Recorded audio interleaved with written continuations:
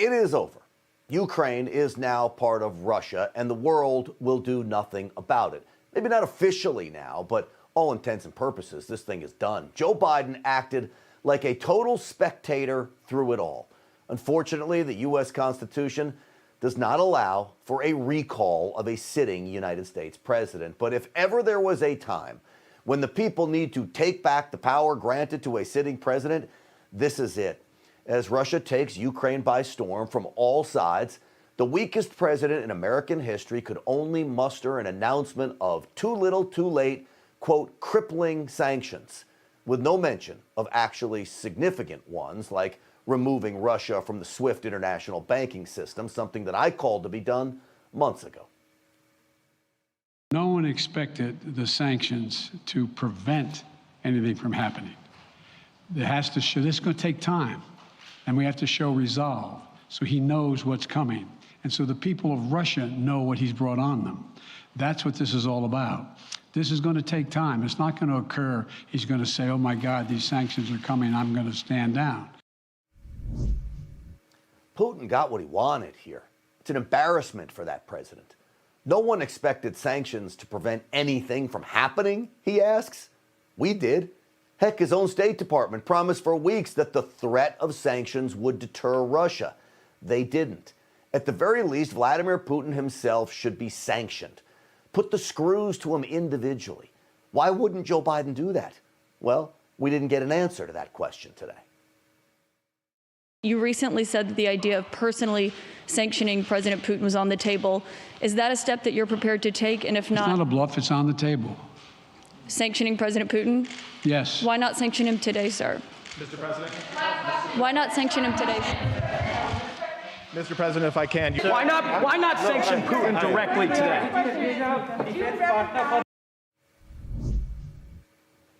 What's up with that? He doesn't want to answer the question? Again, he looks absolutely confused. After being nearly 2 hours late to that address, by the way, he then took a handful of questions and didn't really know how to answer any of them. Is he threatening a nuclear strike? I have no idea what he's threatening. Did you underestimate Putin, and would you still describe him the way that you did in the summer as a worthy adversary? At the time, I made it clear as an adversary, and I said he was worthy. I didn't underestimate him.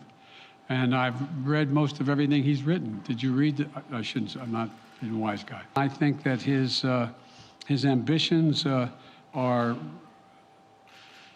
completely contrary to the place where the rest of the world has arrived. It's going to be a cold day for Russia. You're confident that these devastating sanctions are going to be as devastating as Russian missiles and bullets and tanks? Yes, Russian bullets, missiles, and tanks in Ukraine. Yes, I am. Look, you know, well, anyway. I don't know how else to say it. That man's an absolute clown, and he's leading America. He ain't leading anything. This is proof, by the way, that elections have consequences.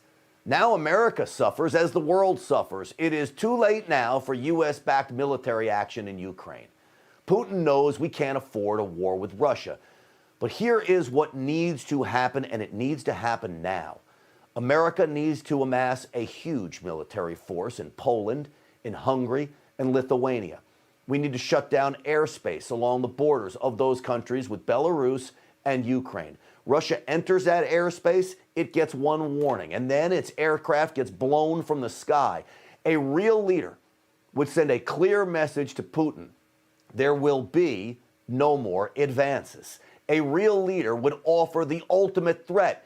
Your military won't just be destroyed if you keep moving, but we will critically hit your infrastructure in Moscow, and we will hit it hard. You want to see an iron curtain, Vladimir Putin? Here's what happens. You build that iron curtain around Ukraine, and you do it now. On top of that, Team Biden needs to be declaring the U.S. will be restarting construction of the Keystone Pipeline. We will resume drilling in Alaska. The administration needs to announce all drilling permits on federal land will be now fast-tracked. America can be energy independent again in just months, and we could fulfill Europe's energy needs. No need for Russia to do it anymore. Drill, baby, drill needs to be the Biden mantra. Sadly, though, that's all wishful thinking. We know none of that will ever happen. None of it. And then there's China in all of this. Are you urging China to help isolate Russia? I'm not prepared to comment on that at the moment. Oh, man, that's rich. Not prepared? The answer should be yes, we're urging China to isolate Russia, and then forcefully state China better be very careful about picking a side. Too late for all that, though. As China declared today, it will be buying Russian coal, lots of it, and offering up loans as well to Russia, too. This is why Joe Biden normally doesn't take questions. Watch this one. Is India fully with you on the issue of Ukraine and Russia?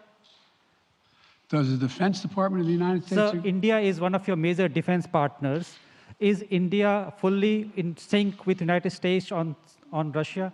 We're in consultation with India today. We haven't resolved that completely. One more. He doesn't know what he's talking about, okay? He has no idea whether anyone's talking with India or not. So to recap, Joe Biden isn't prepared to comment on China. Discussions with India are up in the air. Joe Biden won't sanction Putin personally today. Russia is allowed to remain on the international SWIFT banking system. Biden is unsure if Russia will use nuclear weapons again. Elections have consequences here. And Vladimir Putin must love Joe Biden right now.